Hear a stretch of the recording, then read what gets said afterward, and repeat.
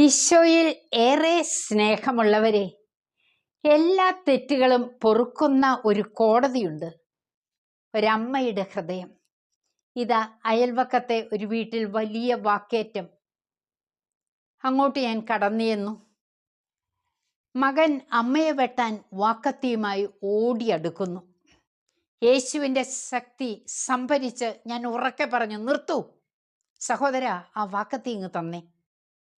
യാന്ത്രികമായി അവൻ ആ വാക്കത്തി എൻ്റെ കയ്യിലേക്ക് തന്നു. വലിയൊരു ദുരന്തം ഒഴിവായി. സോളമൻ രാജാവ് രണ്ടമ്മമാരെ വിധിക്കുന്ന രംഗം. ജീവനുള്ള കുഞ്ഞിനെ കൈക്കലാക്കി തൻ്റെ മരിച്ച കുഞ്ഞിനെ കൂട്ടുകാരിക്ക് നൽകുന്ന ഒരമ്മ. രാജാവ് പറഞ്ഞു, കുഞ്ഞിനെ പകുത്ത് രണ്ടുപേർക്കും ഓരോ പകുതി നൽകാം. പെറ്റമ്മ പറഞ്ഞു, അരുത്, അവനെ കൊല്ലരുത്, അവൻ ജീവിക്കട്ടെ, അവൾക്ക് കൊടുത്തോളൂ. നമ്മെ സ്നേഹിക്കുന്ന ഒരു മാതൃഹൃദയമുണ്ട്, പരിശുദ്ധ അമ്മയുടെ ഹൃദയം.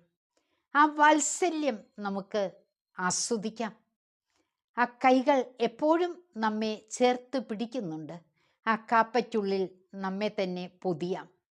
ദൈവത്തിൻ്റെ വലിയ കൃപകൾ അമ്മ വഴി നമ്മിലേക്ക് ഒഴുകിയെത്തും. നമുക്ക് സ്നേഹത്തോടെ അമ്മയുടെ മാർവിലേക്ക് ചരിയാലോ. ആമേൻ.